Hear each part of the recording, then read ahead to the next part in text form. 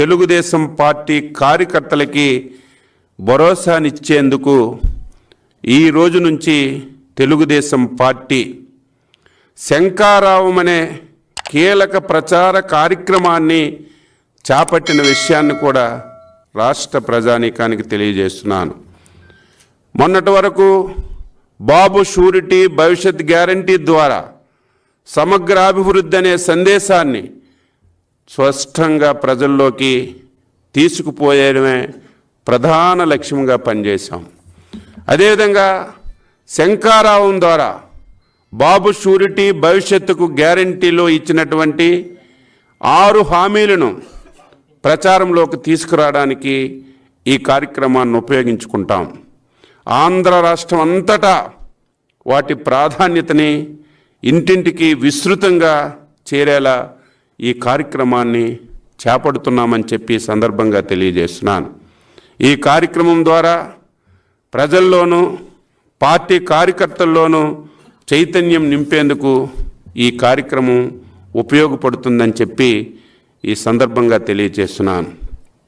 శంఖారావం party కార్యకర్తలను నారా లోకేష్ గారికి మరింత చేరువు చేయడానికి ఇది ఉపయోగించుస్తున్నామని చెప్పి తెలియజేస్తున్నాను.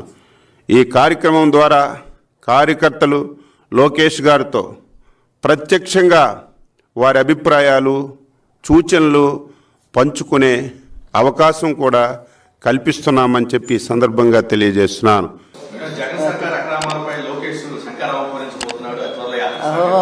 ఆయన పాదయాత్ర ఎంత బాగా చేశాడో ఈయన శంఖారావం కూడా అంతే ఉంటుంది. ఒకవైపు అధికార పార్టీ పద్ధతిగా మొత్తం కూడా ప్రజల్లోనే ఉన్నారు. వాళ్ళు అసలు ప్రజలకు దూరంగా ఇంతవరకు లేరు. ఈ సామాజిక సాధికార యాత్రతో మొన్నటిదాకా తిరుగుతూనే ఉన్నారు కదా. అంతకుముందు అసలు మీకు మంచి జరిగిందా లేదా అని ప్రతి కుటుంబం దగ్గరికి వెళ్ళి కనుక్కుంటూనే ఉన్నారు. అదేవిధంగా ఎవరికి ఇంకా అందలేదేమో తెలుసుకోవడానికి ఆ విధంగా కూడా పార్టీ ప్రజల దగ్గర తిరుగుతూనే ఉంది. అదేవిధంగా నిన్న ప్రాంతీయ సదస్సులతో ముఖ్యమంత్రి గారు పర్యటన ప్రారంభించారు. జనం ఎంత వెల్లువ కదా.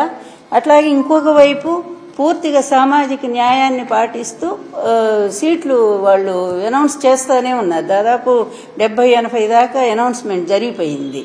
ఇది ఎన్నికలకు రెడీ అవ్వటం అంటే ఎన్నికలకు సిద్ధమవుతుంది వైఎస్ఆర్ కాంగ్రెస్ పార్టీ. కానీ ఇంతవరకు వాళ్ళు వస్తే ఒకసారి జనానికి కనపడుతున్నారు, లేకపోతే హైదరాబాద్, లేకపోతే ఢిల్లీ చుట్టూ ప్రదక్షిణాలు చేస్తున్నారు. ఇంతవరకు వాళ్ళిద్దరి మధ్య సయోధ్య ఏంటో, ఎన్ని సీట్లు ఎవరు పంచుకుంటున్నారో, ఎక్కడన్నా 2 సీట్లు బయటకు వస్తే అక్కడ సిగపట్లు పట్టుకుంటున్నారు ఆ నియోజకవర్గాలు జనసేనను టీడీపీ పార్టీలు. వీళ్ళ పరిస్థితి ఇంత దయనీయంగా ఉంది. వీళ్ళ శంఖారావాలు లేకపోతే ఇంకేంటయి నత్తరావాలో ఏమనాలో వాడిని కూడా అర్థం కావట్లేదు. అందువలన అందులో లోకేష్ అంటేనే పార్టీ దూరంగా పెట్టమని చెప్పినటువంటి మాట. అందుకనే ఇన్నాళ్ళు ఏమో సైలెంట్గా కూర్చున్నాడు. అతను వస్తేనే పార్టీకి నష్టం జరుగుతుందని తెలుగుదేశం వాళ్ళు అతను దూరంగా పెట్టమన్నారు.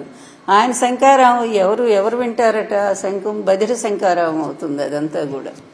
అంటే గుడ్డివాళ్ల ముందు శంఖం ఎలా ఉంటుంది అట్లాగే.